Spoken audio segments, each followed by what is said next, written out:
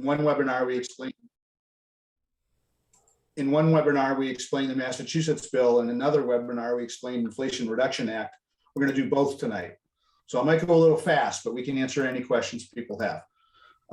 So the first thing that happened was we were following this all year, 2022. The legislature decided it was going to move forward on climate. In particular, the House of Representatives made a commitment that they wanted to do a bill that focused on offshore wind. We like offshore wind, so that got our thinking, our antenna up. And so we followed that process. We had some involvement. We have lobbyists on Beacon Hill on staff, and we talked to legislators about different aspects. And then it went to the Senate. The Senate decided to do some different things, and we paid attention to that. That was March and April, March in the House, April in the Senate, and eventually, then they spent months in conference committee trying to come up with one bill, and they came up with a very good bill. So first piece, the House in particular should take credit for the offshore wind piece. They didn't focus so much on expanding the amount of offshore wind, but they did that. They more wanted to make sure that future offshore wind projects captured all the societal benefits that we might want. So they created $35 million in tax credits to encourage offshore wind developers to hire people in Massachusetts. They put in a spot where the Mass Clean Energy Center would get expanded funding.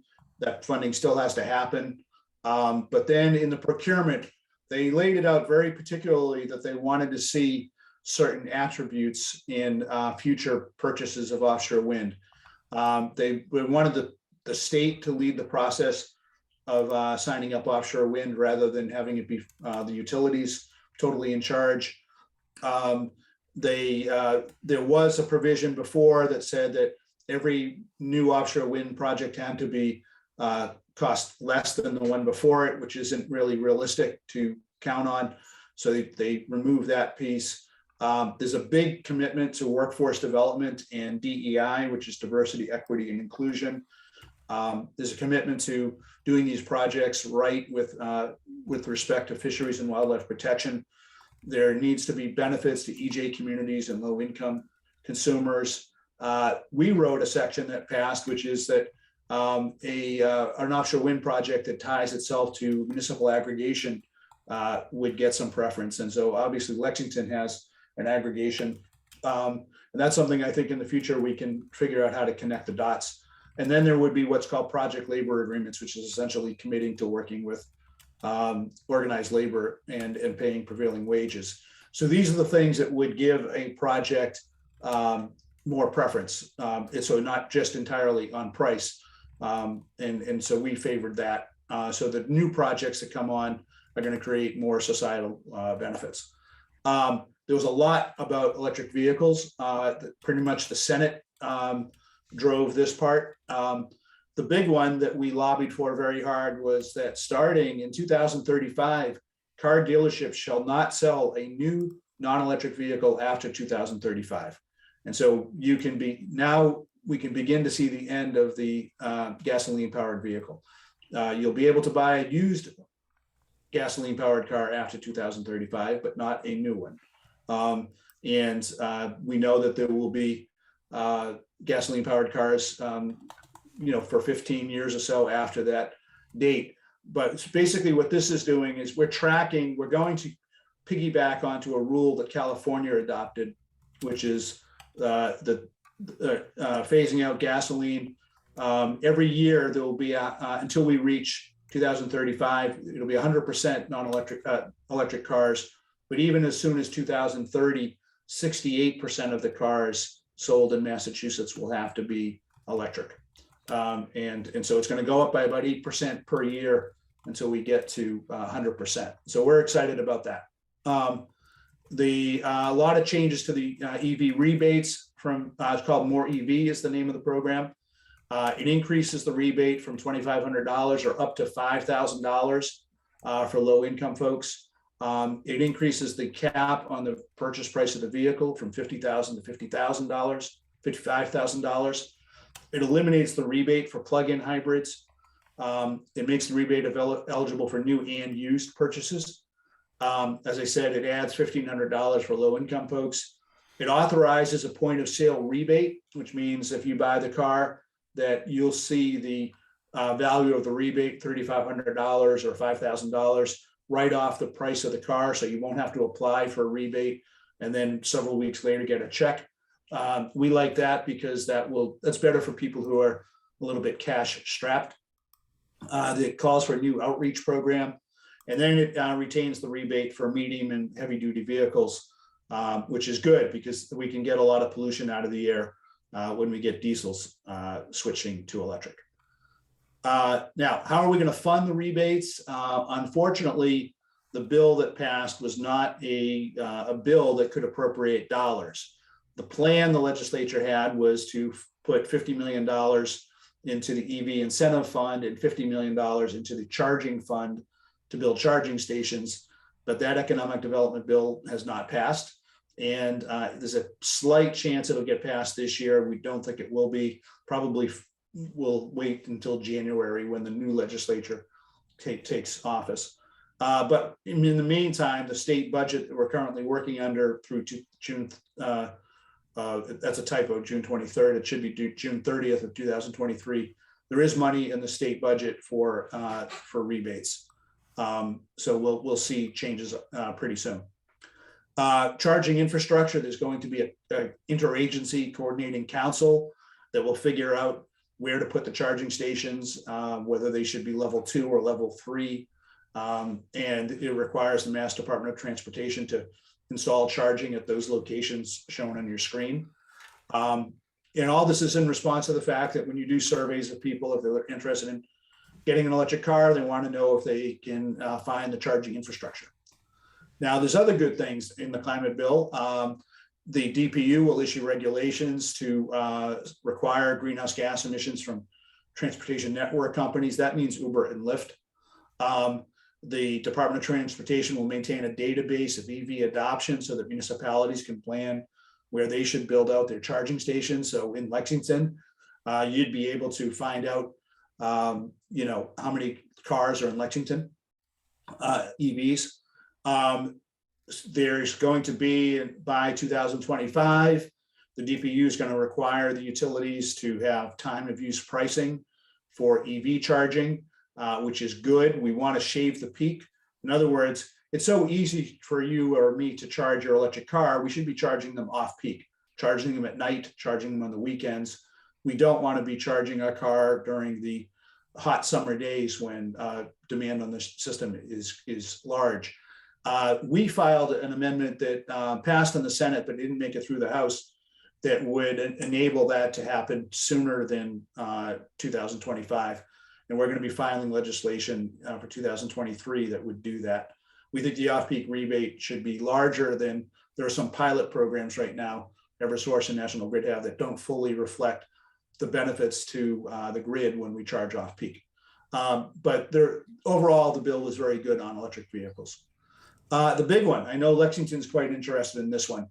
There are 10 communities will be enabled to ban gas. There are some limitations to that. So that's a pilot program that enables 10 communities that, in order to do that, they must file with the state. They must, one condition is that they must meet a quota for affordable housing. The Department of Energy will do an analysis of this in September 2025. And hospitals, healthcare, life sciences are exempted from this. But this is a great experiment. I think you're going to see a lot more than 10 communities want to get in. And if I'm not mistaken, I know Lexington wants to be one of those 10. There's a building energy reporting for large buildings requirement. Electric and gas utilities will report the energy usage of buildings greater than 20,000 square feet to the state. That'll be published publicly by the state on the web. And there'll be special attention to improving the efficiency of public education. We would like to go further than building reporting. We'd like to see building performance standards. And we'll be working on that with the legislature in 2023. And then eventually we're going to have to reach down to buildings that are smaller than 20,000 square feet. But this provision, I think, is a great start. The bill was mostly about offshore wind and mostly about electric vehicles, but there are these two interesting components for buildings. This is the building performance or building energy reporting, and as well as the banning of gas hookups for the 10 communities. Then there's another one that we're excited about. There's a future of gas panel. There's a working group that's going to be established that's going to make recommendations on how the gas industry can meet the greenhouse gas reduction target for 2030. According to the state, they have a plan that says that the heating sector, residential and commercial, has to reduce greenhouse gas reduction by 49% by 2030. That's going to mean, there's no way around it, it's going to have to mean major changes to the gas utility. And eventually we have to be net zero by 2050, according to state law. So we're anxious to see that committee or working group should have been established by now. I don't think it has been. And there's a report that's due by July of 2023. How does it interact with Governor Baker's Clean Heat Commission is a question that we have. They're going to come out with a report at the end of December. And it'll be interesting to see how the next governor looks at the looks at Governor Baker's Clean Heat Commission report, and then how the new governor will deal with this working group on the future of gas. But as you know, one way to get off gas is through heat pumps, and that's going to be a major part of the discussion. Other aspects of the climate bill that are sort of miscellaneous. It allows the utilities to purchase up to 1,200 megawatts of Maine wind. You may remember that Massachusetts has been trying to latch on to a big hydro project in Quebec that would come through Maine, but Maine does not want that transmission developed. They're holding it up. The citizens of Maine voted to essentially end that project, but now it's in court. Whether or not that project, the hydro project, is going to happen or not remains to be seen, but sort of a backup plan the legislature is suggesting is to buy a lot. This would be a major onshore wind project in Maine. It might take a couple of years to develop. Then new requirement, Mass Save will report quarterly on municipal level. I think that's of interest to Lexington. You'd be able to see exactly how much you're paying into Mass Save and how much you're getting out. There's a long duration storage study. So what we're talking about is, with electric batteries and other forms of storage, we can often store power and then discharge it over a couple of hours. But we'd like to see if we can develop longer duration storage to get through those times of year when the wind's not blowing and and then the sun's, we might have cloudy days for more than a few days in a row. On solar, it allows more than one array per parcel as a change.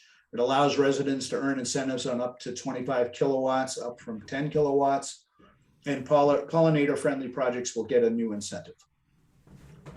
So I'm going to keep going now. Now I'm going to shift gears from the Commonwealth of Massachusetts bill now to the Inflation Reduction Act that was signed by the president on August 16th. And that I just have to tell you that I've been in my position at Green Energy Consumers for 23 years. And sometimes it feels like we're going one step forward, one step back. With the Massachusetts climate bill and this bill, IRA, I think we've taken several steps forward. And now we have to figure out how to take full advantage. So what is the Inflation Reduction Act? Now, you may remember it had some issues there involving healthcare and many other items. It wasn't just about climate. So as the name would suggest, it was intended to also reduce inflation, but it is the largest commitment to doing something about climate that the world has ever seen. That's a fact. There are budget investments and tax credits of $369 million. I want to emphasize that is an estimate. We'll get into that in a little bit. It's an estimate as to how much the federal government thinks people will adopt clean energy. The tax credits are mostly open-ended, meaning if people don't adopt clean energy, the cost will be less than $369 million. But new studies are coming out now that there's been more time to think about it. We may end up adopting clean energy faster, and that's what we should do. In which case, the cost of the bill will be higher than $369 million, but the benefits will be even greater as well. And so there's the breakout. Most of the expenditure is in the electricity sector, but then there's manufacturing, buildings, transportation, lands, and agriculture. So where are the emission cuts, the climate bill? We're expecting that this bill will get us, the United States, to have 40% carbon reduction by 2030. And we need to be to 50% is what the science tells us. The whole planet needs to get to 50%, like Massachusetts has that commitment. But this one bill should get us to 40% or better, as I'll explain in a little bit. And there are incentives there that will, and so most of the greenhouse gas reduction is going to come from the electricity sector, but then also transportation, which is actually the #1 sector in terms of emissions. And we're going to start making some good down payments on buildings, methane, land carbon, sinks, and industry. But here's the point, the take-home point. States that prepare and organize can maximize benefits. That's the two states we work in are Massachusetts and Rhode Island. And all the good plans that we have on in the works now, because of IRA, they're going to cost us less. So we should go for more. Here's a slide, and Ricky, I'll send you the slide deck, and you can send it out to anybody you want. So I know this is kind of busy, but I wanted to mention it. This has been studied by a few different groups. The benefits we get from avoided climate damages. Think about all the damage that we just saw from the hurricane in Florida. Think about all the premature deaths that we get because of climate change. We're talking about hundreds of billions of dollars by 2030. And that's not easily accounted for, right, in our energy system. But if we think about it, it gives us reasons to support these investments. Now, the investments on a household basis, here are two different estimates as to what customers will save. And I'm just showing you two of them because they're in the same ballpark. That's what almost everyone that's looked at it is saying, that we're going to be, if you think about how much a household spends on energy, we're going to be saving that much, at least on an annual basis. And so what it means is that we're going to be shifting. We're going to be shifting from primarily gasoline in cars and shifting from fossil fuels for electricity. And we're going to be shifting to heat pumps, and we're going to be having wind and solar power, which are cheaper than natural gas. So we're going to be seeing some significant benefits in terms of both emissions and household savings as well. So we'll pay more. Our electricity bill will go up once we add more EVs and heat pumps. But as anyone with an EV will tell you, it costs less to run a vehicle on electricity than it does on gasoline. So here's an interesting one. I know it's busy, but what this is essentially saying is that the average retail price in the United States for electricity is going to go down a bit as a result of this bill, IRA. And it's going to go down even more for regions of the country that are overly dependent upon natural gas. And that's us. I want to emphasize that. So we stand, this is essentially what this is saying is, if you can look at the area that I'll try to put my cursor around it, the high natural gas price scenario.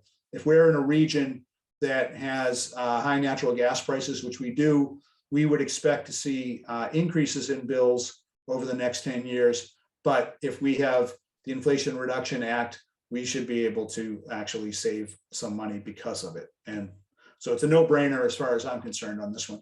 Essentially, that's because wind power is much cheaper than natural gas. There's big environmental justice issues here. There's solar projects for low-income folks will get a huge boost. There's big home electrification incentives for low and moderate income families. And then there's a green bank or a greenhouse gas reduction fund funded to $27 billion, which I'll talk more about in a bit. The $27 billion establishes at the federal level, and it has to be up and running by early 2023. It's designed to provide low-cost financing for clean energy projects. $7 billion will be set aside for states and tribes to provide grants and loans for low-income folks in disadvantaged communities. There's $12 billion for general assistance and $8 billion for financing in low-income and disadvantaged communities. It's separate from the grants that's mentioned above, $7 billion. This is really going to make sure that the benefits of clean energy are shared widely. Now, shifting to transportation. There's a lot here about electric vehicles, just like there was in the Massachusetts bill. Very important, there's a production tax credit for companies that build electric car batteries in the United States. We're trying to take some of the battery manufacturing that's overseas in countries like China and Korea and bring them to the United States. And already there have been major announcements of something like $30 million in announcements of factories being built in the United States for building electric cars and building the batteries. There extends and changes the tax credit for new EVs. It establishes a new tax credit for used EVs, and commercial EVs also get an extension of a new tax credit. Now they're going to change the name of the electric vehicle tax credit to clean vehicle credit. The new credit goes into effect in 2023. It's valid for another 10 years.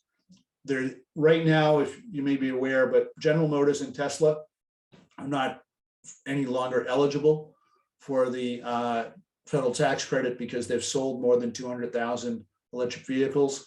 But that cap has gone away. But their income requirements now with the new tax credit, $300,000 for joint filers, $150,000 for individual filers. We support that as an organization. We think that if you have money in excess of those numbers, you really don't need a federal tax credit.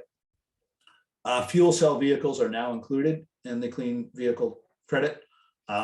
We don't spend much time thinking about fuel cell vehicles. We think that electric vehicles are the way to go. Plug-in vehicles are the way to go. But there are interesting and actually frustrating new vehicle requirements, which I'll get to. Assembly location, the final assembly must be in North America. That's already in effect. That went into effect in when the bill was signed. There's a price cap, again, that we support, $80,000 for an SUV, pickup truck, and a van, $55,000 for sedans and hatchbacks. Again, we support that. The idea being if you can pay more than that for a car, you probably don't need the tax credit. That starts on January 1st, 2023. This is where it gets very difficult.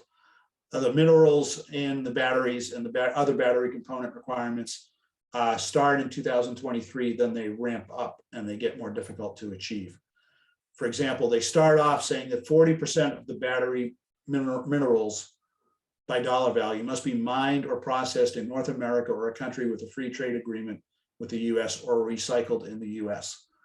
And if you do meet that, you're eligible for a $3,750 tax credit. Then the battery component, separate thing, the value of the battery components manufactured or assembled in North America must be at least 50% of battery value. Same thing, $3,750 together, you can get up to $7,500. The trick is that, plus there's one other condition, starting in 2024, the vehicles cannot have any battery components from a foreign country of concern. Starting in 2025, the batteries cannot have any minerals from a foreign entity of concern. And in particular, that means Russia and China. Used vehicles will qualify.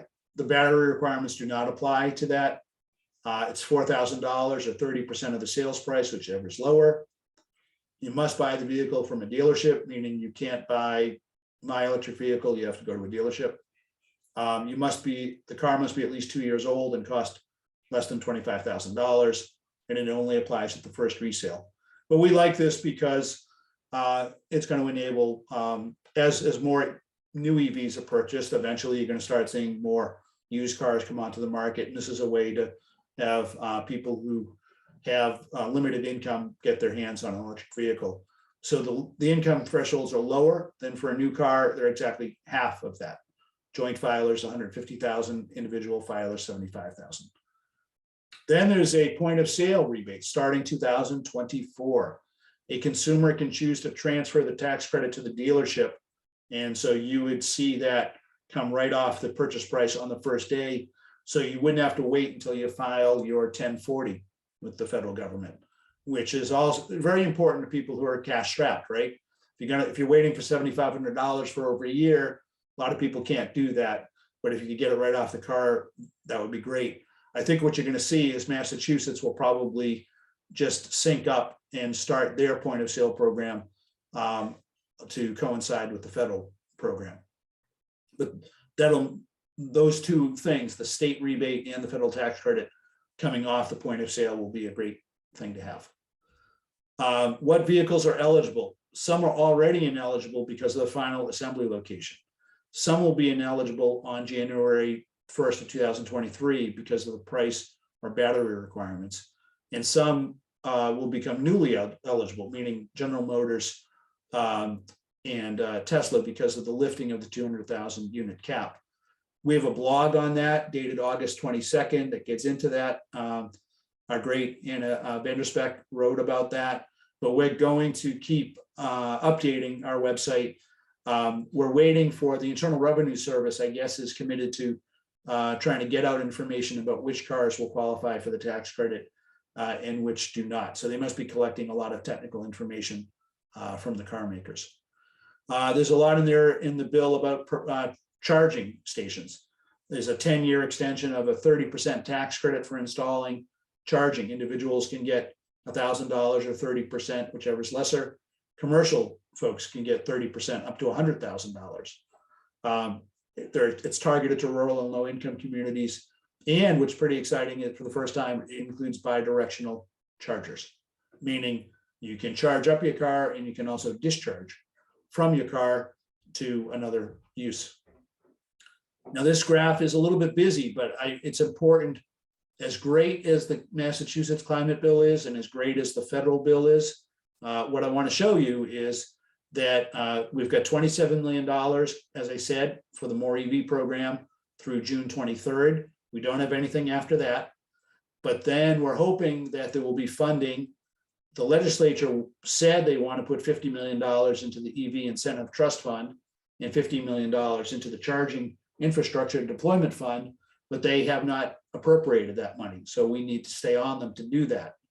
And there's a commitment of $1 million for e-bike rebates, according to the bill, but it is not, it's authorized in a bond bill, but it hasn't been appropriated. Same thing with $5 million for the More EV truck program. And same with the state wants to put $50 million into the Mass EVIP program that helps cities and towns buy electric vehicles. Now, so as you can see, a lot of that is up in the air. And it's a significant amount of money, but here's the punchline. There's a program, the DPU has a program that's been running for 3 years and with the utilities. It's called Make Ready, where the utility is providing incentives for people to build public charging stations. They'll essentially pay to run the wire from their pole to the customer's site, and then the customer pays to build a charging station on their site. By doing that, it's making it ready, and that's a significant cost advantage for the person who wants to build a charging station for public use. And the utilities have asked the DPU for Eversource, National Grid, and Unitil have asked for $469 million over 3 years. They opened up what's called a docket at the DPU, and we intervened. For the most part, we supported the utilities. We had some suggestions on how they could do it better, but that's a lot of money. That's actually the point I'm trying to make is that's a lot more money than we're either going to get from the federal government or from the state climate bill. And we should be hearing from the DPU in a couple of months on that. The point is, we're going to see a lot more charging stations in Massachusetts developed over the next 3 years. And so if you're thinking about getting an electric car, I can tell you, you're going to start seeing more charging stations. Shifting gears to building efficiency and electrification. There's a residential clean energy tax credit that is not just for solar, but it's for geothermal, solar water heating. And for the first time, a tax credit that applies to home battery storage with or without solar. So it extends for 10 years, a tax credit that was about to expire. It's 30% from 2022 to 2032. Then it doesn't go away for a couple of years. It diminishes a little bit, 26% in 2033, 24% in 2034. Basically what it says is now you can plan. Maybe the house you're living in, maybe a house you're going to move into. And here's the point. They're estimating that will cost $22 billion. I'm hoping a lot of people are going to take advantage of this, and it'll cost more than $22 billion to the federal government, but the benefits will be there for all of us. There's a residential energy efficiency tax credit. This one's pretty interesting. Again, they're estimating at $12.5 billion. It's 10 years. It's up to 30% for qualified improvements. And you can apply for this tax credit on an annual basis. There are two types of tax credits. One is up to $600 for window skylights, air conditioning, electrical panel work, high efficiency water heaters if they run on oil or gas, and furnaces and boilers. But you can get up to $2,000 for heat pump water heaters, electric or natural gas heat pumps, and biomass stoves and boilers. What's interesting here, the point is you can think about the projects you would want to do in your house and do them each. You can get up to a tax credit of up to $2,000 for as many years as you want. You've got to make the investments. So, for example, in my house, we're going to upgrade our electrical panel and pretty soon, and that will set the stage for us to be able to do heat pumps. There's this program called the Homes Program. It's administered by the states, and this one here, they allocated $4.3 billion, and it's based on projected savings of the projects. So this is where the state has to do its job. The federal government's going to give $4.3 billion to the 50 states. Massachusetts will get some share of that. I don't know how much. We don't know yet. That'll start in 2023. And as you can see, the amount of money that would go is to each segment is going to be based upon whether it's a single family home, a multifamily building, or a low and moderate income majority property. But that's a significant number. Now, then there's rebates targeted to individual residents that are income qualified. And this is a very good thing in terms of economic equity. It's 100% rebate if your income is at less than 80% of the area median income. It's 50% if it's less than 150% of the area median income. To give you 150% of the area median income is roughly $200,000 in Boston. This is capped at $14,000. It cannot be combined with other programs in IRA, but here, this is what you would get. If you were income qualified, you could get up to $8,000 for a heat pump, another $4,000 for the panel upgrade, $2,500 for the electrical wiring. And so there you are, by doing those three things, you'd be at your $14,000. But then there's also heat pump water heaters and so on, as you can see, electric stove, electric dryer. But these things could also be combined with Mass Save. So what we need is for Massachusetts state government to organize this and explain it to all of us. Based upon your income, would you be eligible for this much from Mass Save or that much? And how does it combine with the Inflation Reduction Act? This is another interesting one. They're allocating $1 billion to help states, cities, and towns adopt better building codes. And that's a major issue here in Massachusetts. The climate bill, touched on that. And then also new regulations by the Massachusetts Department of Energy Resources on the stretch code. And so now Massachusetts would be eligible for some funding to help adopt better codes, but also perhaps to enforce them. Shifting gears, I think we're getting towards the end. Electric power. This is where there's most of the money in the bill is coming from. And again, these are estimates. These are what some people, the experts are saying, thinking this is what will happen. A renewable energy production tax credit of $51 billion. A clean electricity investment tax credit of $51 billion. It's essentially those two items are for the same types of projects, but a developer can choose whether or not to have a production tax credit, which you get paid out based upon how many kilowatt hours you do, or the investment tax credit, which is based upon how much money you spend on the project. Then there's a low income solar and wind investment tax credit.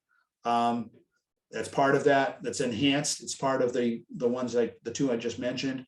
Now these are extended to 2032 at least. But if we haven't met our climate goals, they will stay in existence for another 2 years. So this gives plenty of time for solar and wind developers to plan in order to receive these benefits. And so it's 30% until 2032, 26% in 2033, 24% in 2034. So really, this is sort of the it's time to fish and not cut bait. It's time to really get moving but knowing that you've got a little bit of time to make your project work. This sends the right signal to solar and wind developers to hire people. These are not short-term tax credits, and that's the best thing. It's the long-term commitment. There's a provision that we love called direct pay. So for the first time, tax-exempt entities, nonprofits like my organization, or municipalities like the town of Lexington, can do a project and could be eligible for that tax credit of 30%. But we're not taxpayers, right? We're tax exempt. And so we would get a direct payment from the federal government equal to 30% of the project. Historically, I don't know if there are projects like this in Lexington, but what's commonly done when a tax exempt entity wants to build a solar project or a wind project, they usually have to partner with a company that brings in capital, brings in financing from somebody who has a tax appetite, they call it. Usually it's Wall Street money, and they're looking to try to grab that 30% tax credit. Well, with this direct payment program, we don't need Wall Street. We can keep the 30% right in the town or the nonprofit. And so we think this opens up a whole new market. It's going to make project financing simpler. And so we think it's a great additional tool. Then there's a 20% bonus tax credit if a project is located in a low income community or benefits low income folks. So realistically, Lexington is not going to qualify as a low income community. However, the town of Lexington could do a project that benefits low income people, and you could get up to a 50% tax credit, but in the form of direct payment as well, if you owned it by the town. And so we want to make sure every city and town in the state knows about this to start planning projects. So now really what Massachusetts should be doing is working with cities and towns and identifying the best sites in the state for solar. Wind is a little difficult. A lot of people don't want wind onshore, but we think this whole thing can apply to offshore wind projects. I want to see projects, new offshore wind projects that are owned by tax exempt entities. Again, we don't need Wall Street all the time. So now what? Here we are, we've passed the Massachusetts bill, we've passed the IRA. So we're in the home stretch of the presentation. Learn more about the Inflation Reduction Act, how much money you will get with the from that. The best way to learn about that is the Rewiring America website that Ricky mentioned at the top of the show. Make a comprehensive plan for home electrification. Mass Clean Energy Center has on their website is a checklist about how to do a clean energy home plan.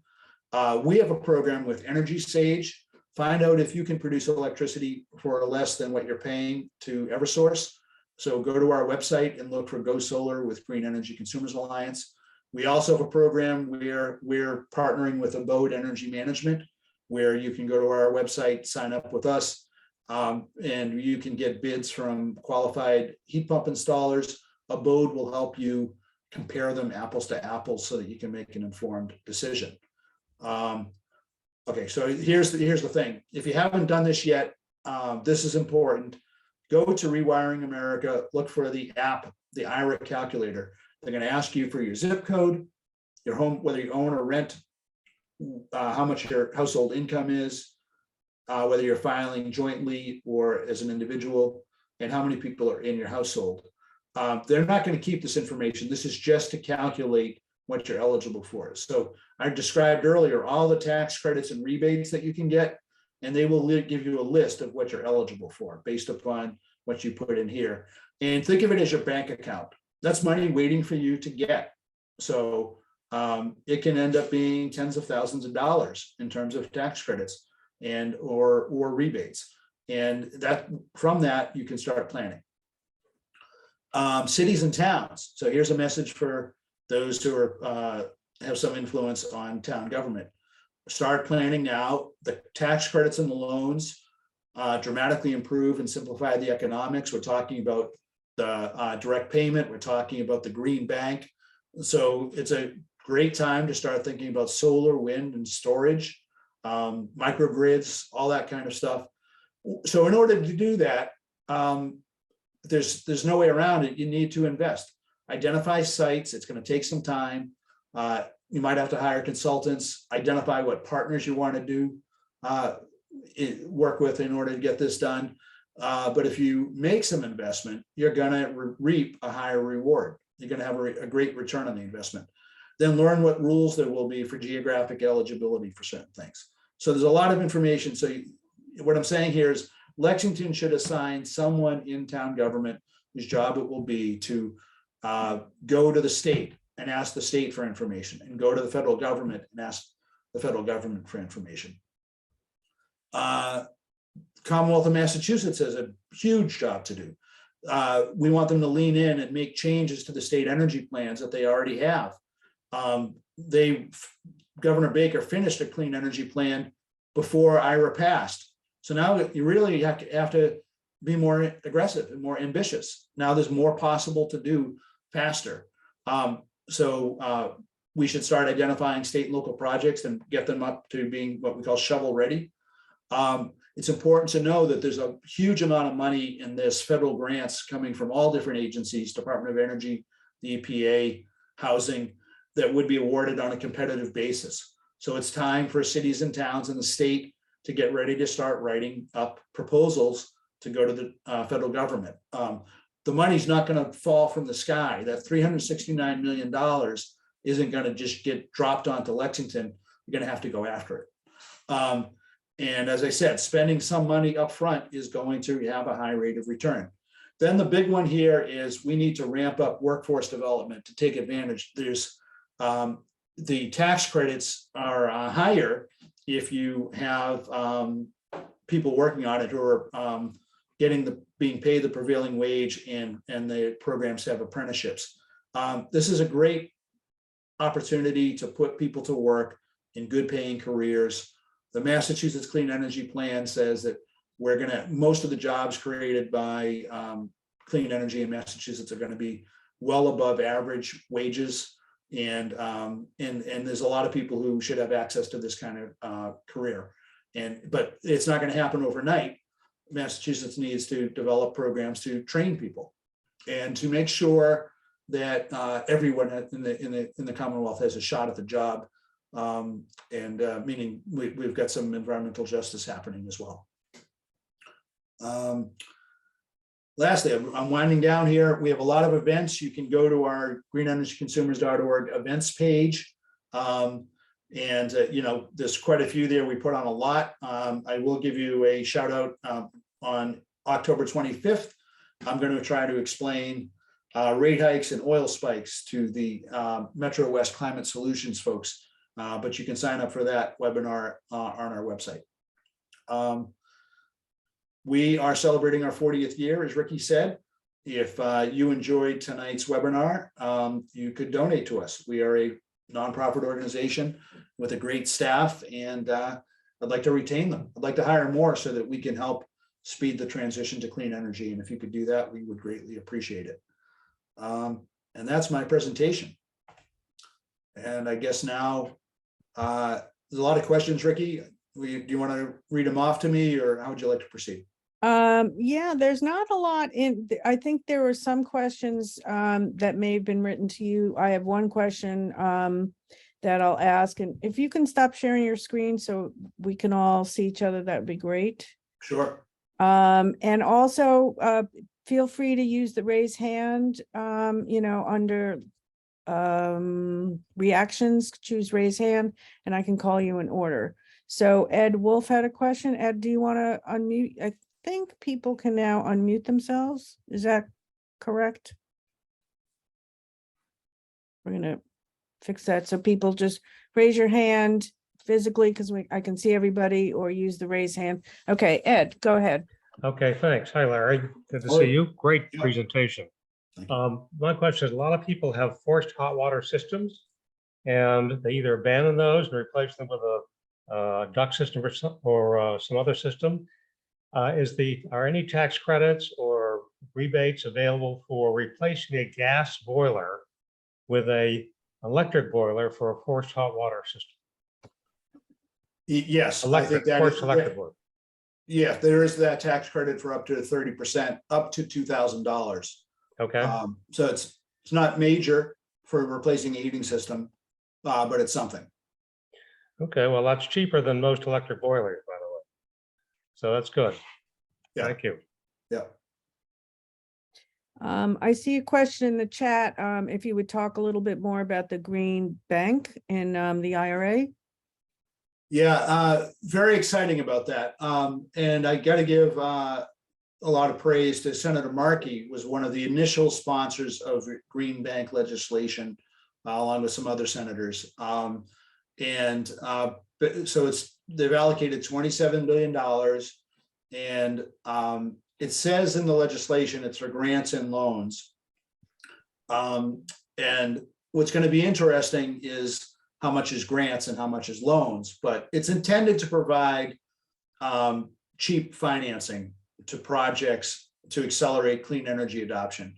Tax credits are great, and rebates are great, but particularly for certain communities, low-income communities, the upfront capital cost is pretty high, and you want to get good financing in order to make the numbers work on a project. And so it's essential. So I know that I anticipate you're going to start seeing big programs where the state will be able, first the state has to set up its own green bank to receive money from the federal green bank. And then when the state does that, you'll be, and I suspect it could end up being housed at the Massachusetts Clean Energy Center. I'd be surprised if it wasn't. And essentially that would allow, the town maybe could go to that bank and get low interest or zero interest loan for a project. But I know that there's going to be, according to the way the bill was written, there's certain carve outs for low income communities. And so, and the projects can be of all kinds. It could be a wind project, solar project, energy efficiency, could be storage, could be electric vehicles, electric school buses, a lot of things that are you see available. So it's meant to hasten the adoption of all kinds of clean energy. I think it's very exciting. You may have heard, but in order to have the full clean transition to clean energy by 2050, we're talking trillions of dollars of investment and worldwide. And so we need, and as you know, a lot of the stuff we're talking about, wind and solar, electric cars, heat pumps, they might save money in the long run, but there's that upfront cost. So we want the low interest financing. Cindy? Thanks, Vicki. Larry, thank you so much for this presentation. I know, yes, take a drink of water because there was a lot to cover, but it was really, really good information. You might be glad to hear I attended a webinar earlier today with somebody from Rewiring America and Mitsubishi talking about the same thing. And so I'm glad to hear that sort of what we're looking at and what the concerns are very much the same sort of across the U.S. And especially I'm glad that you mentioned getting workforce. We need some workforce development, certainly. So I'm very sort of happy to hear that that's the same across the line. I can't help but Ed Wool in asking about electric boilers for forced hot water. I know there's lots of, I'm not a New England native. I know there's a lot of New England natives that like their hot water radiators. But the great thing about high efficiency cold climate heat pumps is that you've got two systems in one. You've got your air conditioning and your heating in one system. So you don't have to maintain two systems. You don't have to pay for two systems. And for those of you who say, well, I don't need air conditioning in my house, we know that we're getting warmer, and air conditioning, some form of cooling is going to be really, really important from a health perspective, and all of those things. So I just think about that. I'm also very, very excited to hear.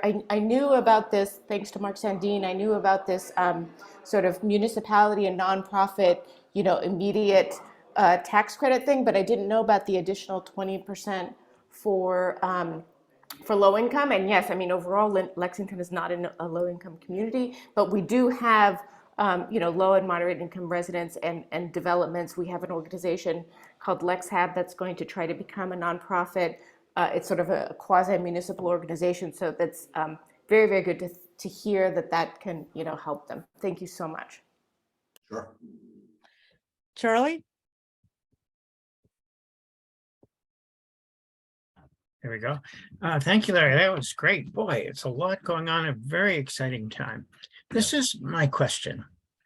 Do you know if there's an overall national plan to get to net zero? I mean, are these just, I wonder if all these different things fit into a national plan.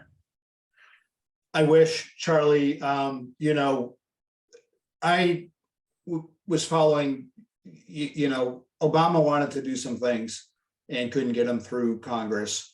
And then we had 4 dark years with respect to energy and climate. And then, Biden ran on this. It was a big issue in the Democratic primary and all that. He finally got in, but, the Democrats hold the House now. But, the Senate was a challenge. I had given up. I did not think that there were going to be enough votes in the US Senate to pass a bill like this. And essentially Biden and Senator Schumer pulled a rabbit out of their hat, and they got Joe Manchin to finally agree to provisions to get us to this bill, the IRA bill.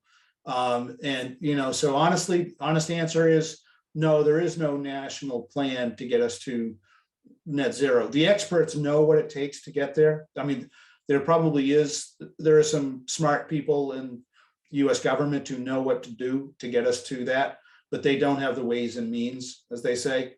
And, so consider this to be a down payment. So the way I put it, particularly to the young people who work for me, there's another graph I could have shown, but I cut out a bunch of slides, but this dwarfs all the investments in clean energy that have ever been made in this country or any other. And so it is huge. It'll get us to a reasonable place by 2030, but as soon as possible, we've got to go back and we've got to get something back more out of Congress than what we have today. It's not enough to get us to net zero by 2050. Thank you. Alan?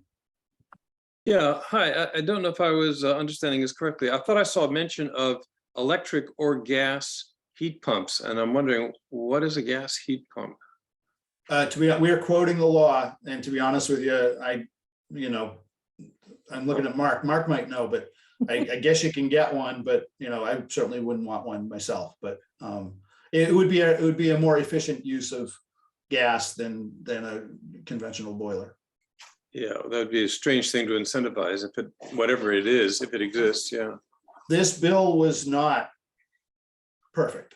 That's probably one of the smaller bad things in the bill. There are some things that are not good in the bill, but I think the analysis was that the things that would cause greenhouse gas emissions, fossil fuel incentives in this bill were outweighed something like 40-1 by the good things in terms of clean energy. And so it was the best opportunity that we could take in order to get it done.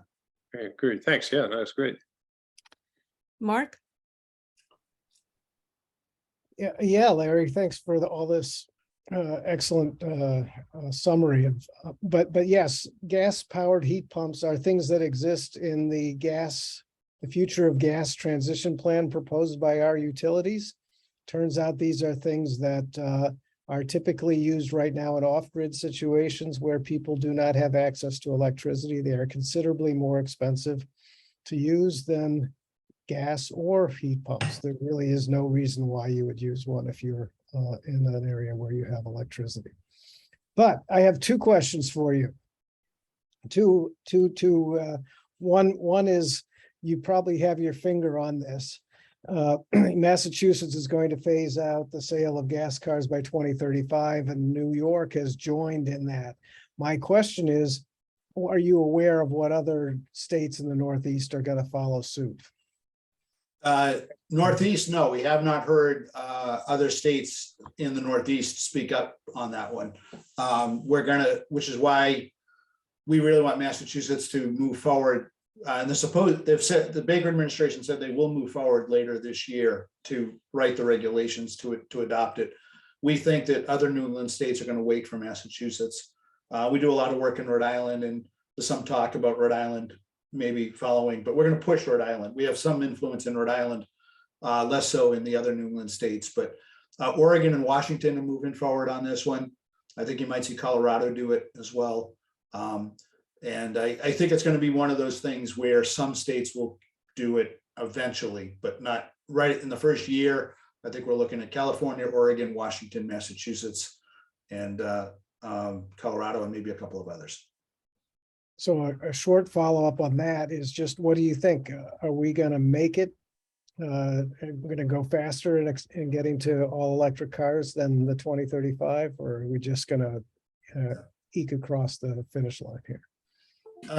Well, we think that, so just a real quick backup, California is the only state in the country that can set a rule like that on its own. The Clean Air Act prohibits all states to do something like that on their own. But California got exempted because it's so big.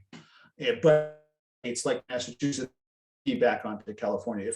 So basically the car makers say, deal with California and states that adopt California rules, but we don't want 50 different standards, which kind of makes sense. And so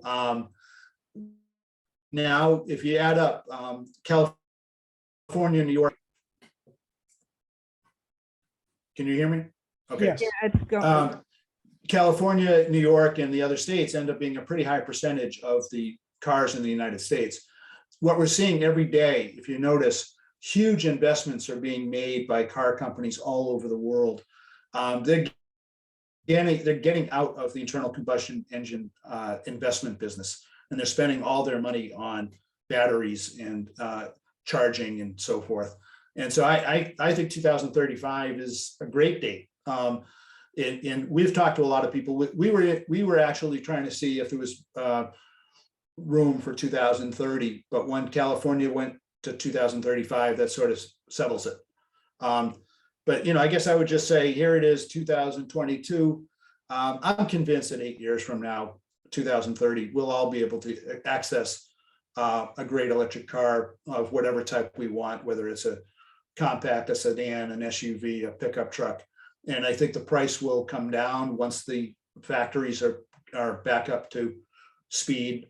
You know, one of the problems we have right now this year, it is frustrating, is the chip shortage and other supply chain issues has made it so that none of the car makers are making as many cars as they want to sell. They're all sold out for like a year in advance if you want to, not just an electric car, but even Right. gasoline powered cars. So I think the infrastructure will be there. There'll be enough charging stations. I think what you're going to see is a frustrating couple of years, but then around 2026 on, where it's going to be, we're going to start seeing a huge change. You know it, Mark, and I think everyone else, most other people here.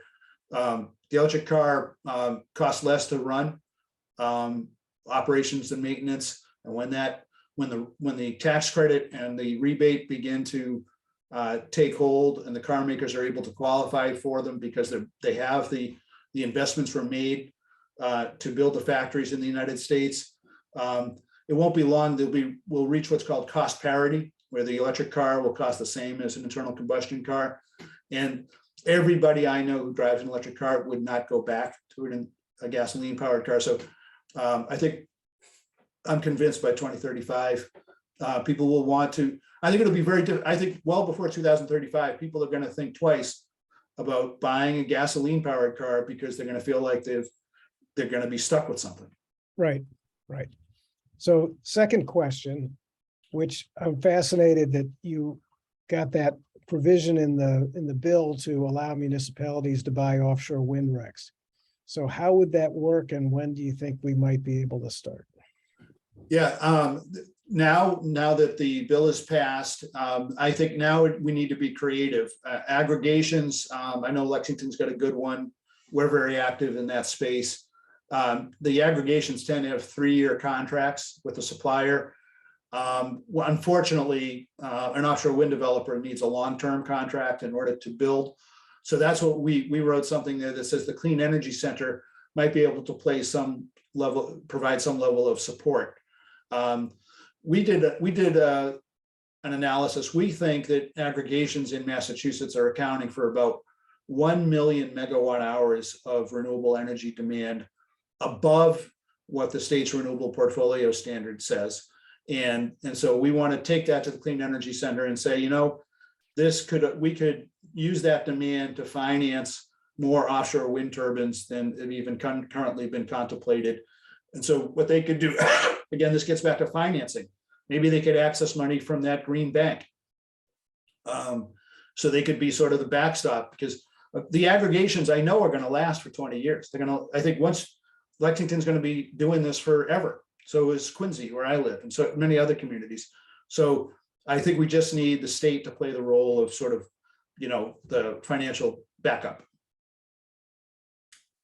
So that is not, the Clean Energy Center probably knows that we'll be talking to them soon, but we haven't done that yet.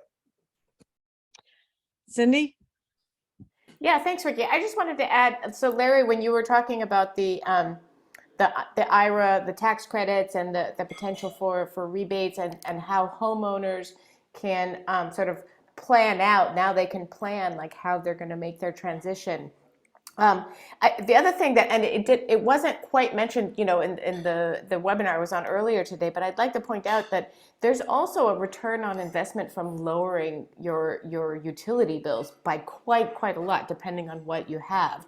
So, I mean, with the prices of oil where they were in June this summer, propane, there's a lot of Lexington that's on oil. There's more and more of Lexington getting on propane, because 50% of our new construction is heated with propane.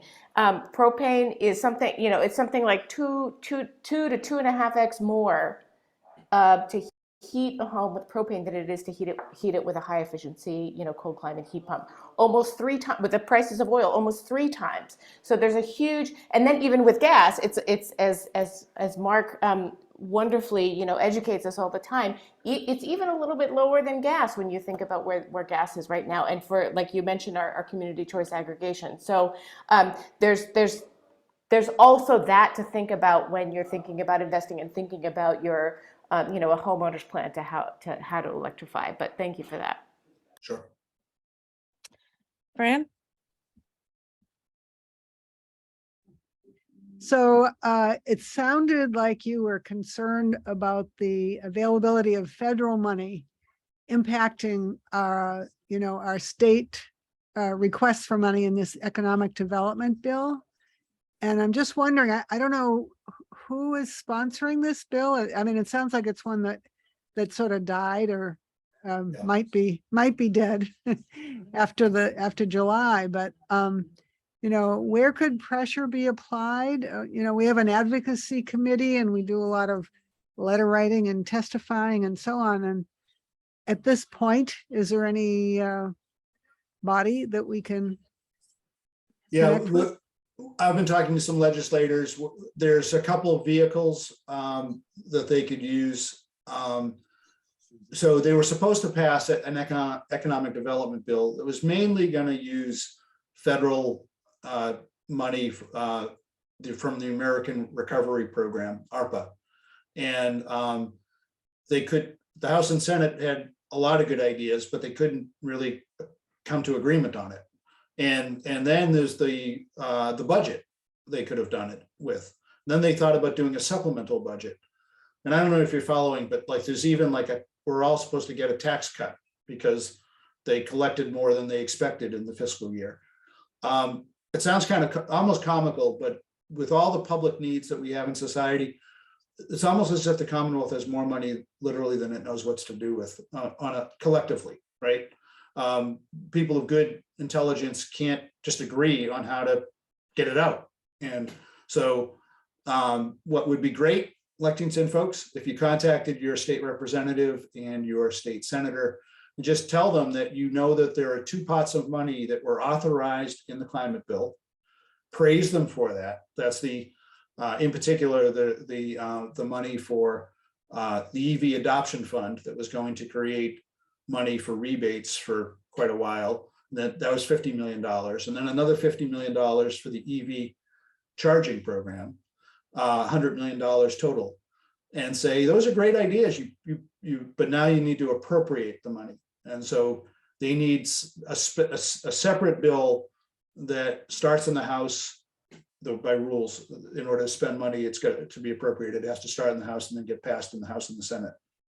And put it on them. I really don't care what bill it comes out of, whether it's a supplemental budget or a new economic development bill, but let them know that it's important to you, that you're aware that in other words, they did 80% of their work. They're not done yet.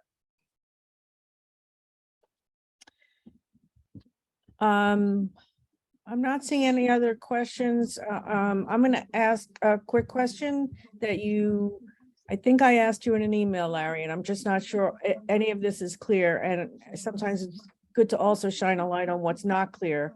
So we are putting pressure on people to make certain things clear. So there's rebates, there's tax credits, and then we have mass save rebates. So there's the federal and the state. Can they all be combined? Are they additive? Can you take from all the pots that are available to you? Or will there be some kind of limit? On the federal, again, Rewiring America is the place to go particularly for your home. It'll tell you what you can qualify for usually the rebates. Most of the rebates are income tested. Yep. So your income can't be above a certain amount to get the rebates. I'm pretty sure that you can get a rebate and then also get a tax credit if your income is below a certain point. But if your income is above a certain point, you can get the tax credit, but not the federal rebates.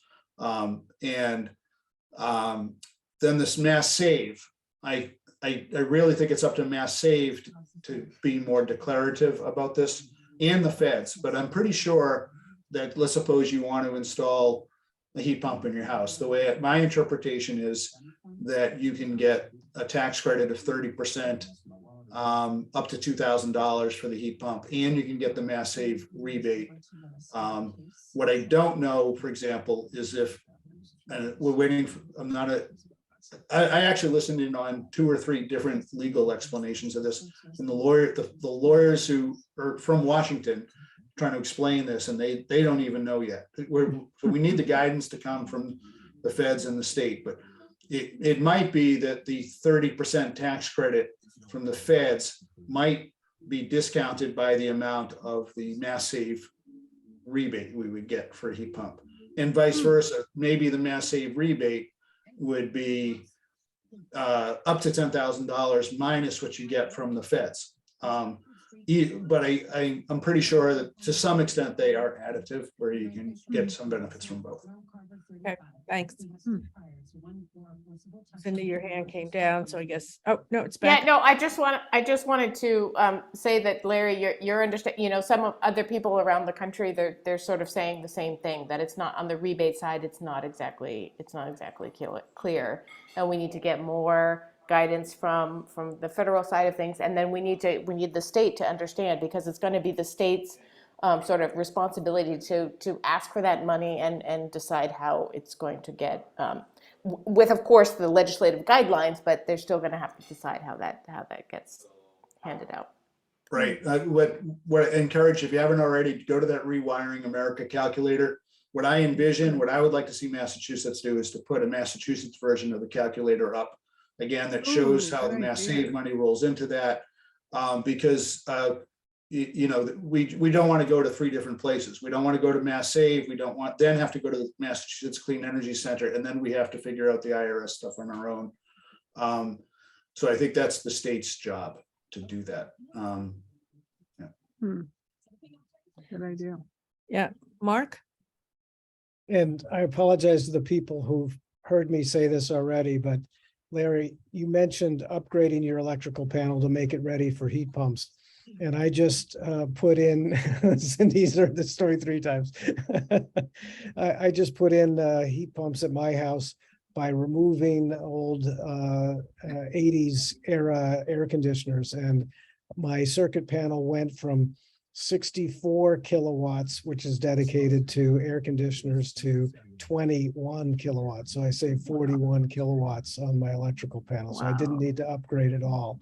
So significantly more efficient with the new equipment. Sure.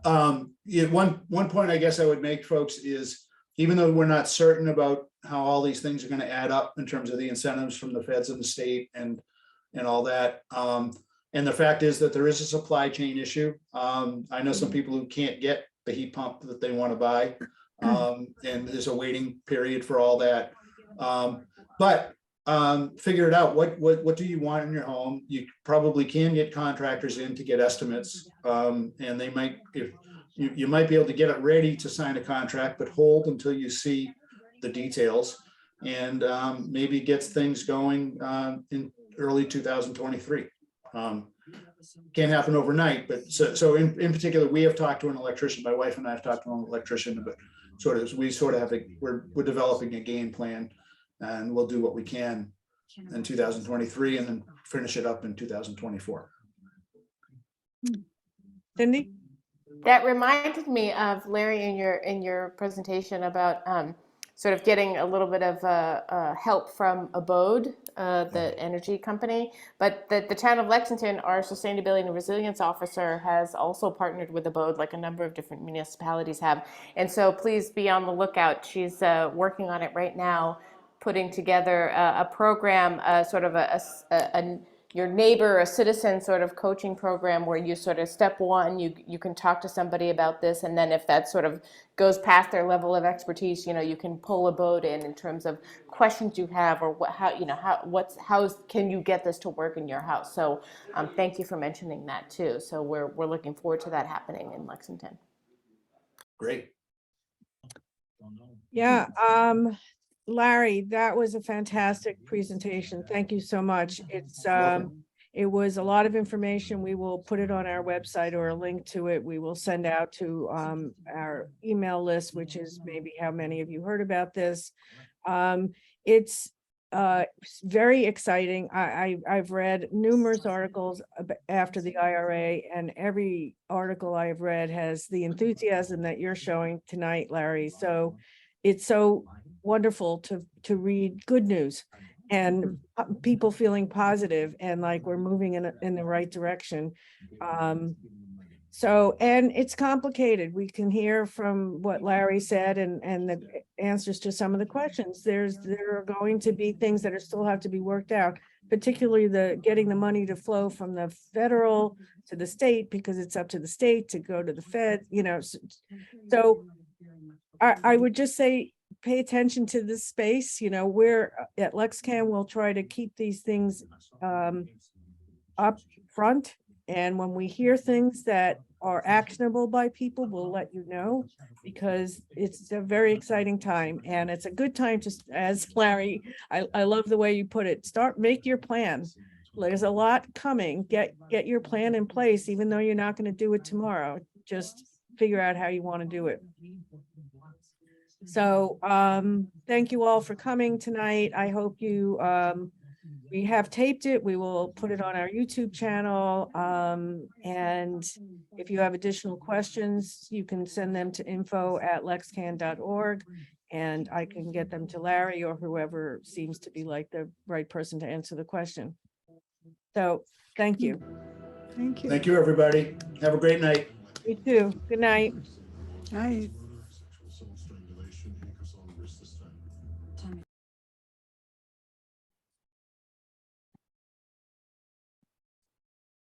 I'm sorry, I couldn't figure out where all that noise was coming from.